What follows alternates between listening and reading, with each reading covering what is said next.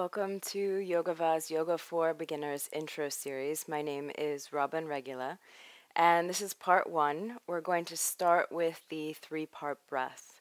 So you can come down onto your back and lay down, and just bring yourself into a comfortable position. So whether that's with the legs extended straight out, or you can bend the legs and rest the knees against one another, and just allow yourself to get comfortable.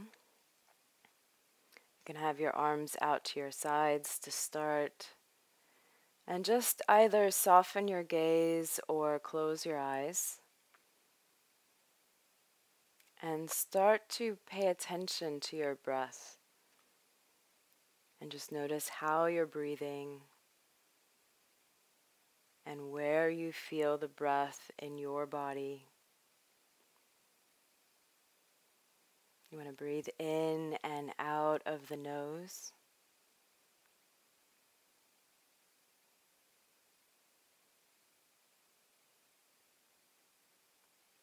And then you can place one hand on the belly, and you can place the other hand on the chest if that's comfortable. If not, you can place the other hand on the belly as well. And just start to slow down and deepen the breath. So you start to feel some movement in the belly with each breath. With every inhale, the belly rises up towards the ceiling. And with every exhale, the belly moves back in towards the spine.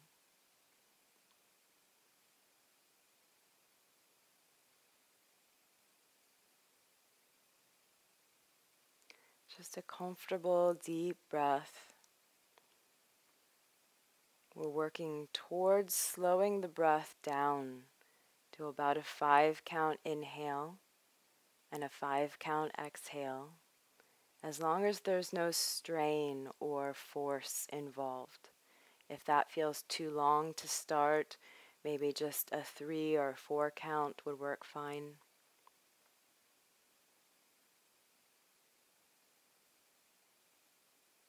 So this is called the 3-part breath.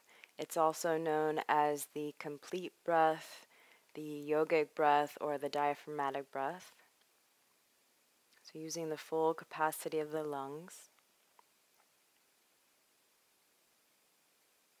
And now if you can, breathe in first to the upper part of the lungs, just below the collarbones. Continue to fill the lungs, filling the middle lungs at the lower ribs. The last part of the inhale fills the belly. Exhale first from the belly. Belly moves in. Exhale the air from the middle lungs by the lower ribs, and then the upper chest last. Inhale first to the upper lungs, just below the collarbones. Continue to fill the middle lungs and then the belly. Exhale first from the belly, then the middle lungs, and then the upper lungs. So just see if you can find this rhythm of the breath in your body.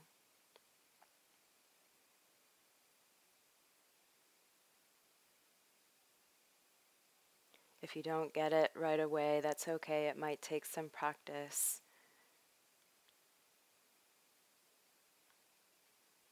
So many of us develop poor breathing habits where we just breathe shallowly into the upper lungs. And that puts a lot of strain on the small muscles of the neck, and it also puts a lot of strain on the heart.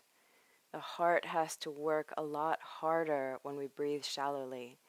There's much less blood available for the oxygen exchange to happen in the upper part of the lungs, so the heart has to beat faster to do the job of the lungs and to get enough oxygen moving throughout the whole system that the system requires.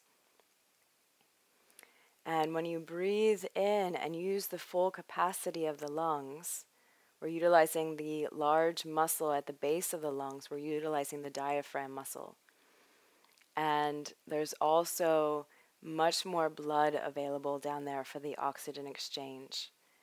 And this large muscle of the diaphragm is the muscle that has been designed to do this workload of breathing. I've read 22,000 breaths a day, which is a large job. And when the air is expelled from the lungs, it looks like a deflated soccer ball. And when you take in breath, that diaphragm presses down, which is why the belly rises, because the diaphragm presses down on the organs of the belly and displaces them. So they come forward, they rise. And when you exhale, the belly moves back in as the diaphragm rises back up. So just another breath or two here. And begin to notice if you already start to feel a little bit more calm and centered and grounded just from a few minutes of deep breathing.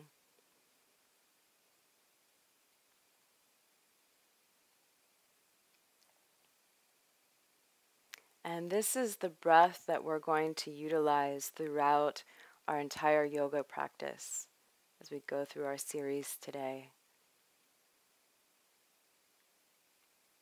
The most important part to get is that the belly moves with the breath. So if you don't get the 3 different parts, that's okay. Just breathe deeply enough so that there's some movement with the belly, in the belly with each breath. And then you'll know you're utilizing the full capacity of the lungs and the diaphragm. And when that feels complete, you can rest your arms to your sides.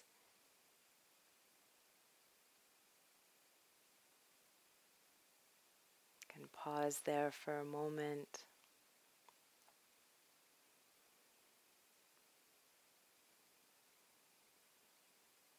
And we'll see you back in part 2 for the reclining twist.